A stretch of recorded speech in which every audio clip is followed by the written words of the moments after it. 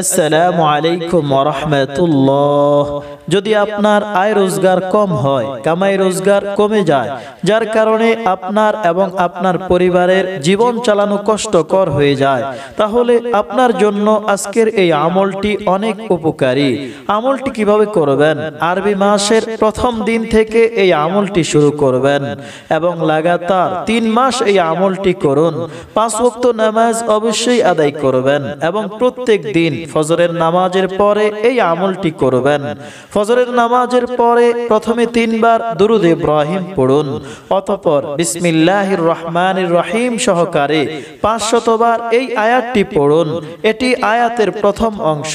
বিসমিল্লাহির রহমানির রহিম ওয়া ইনদাহু মাফাতিহুল গায়বি লা ইয়ালামুহা ইল্লা হু।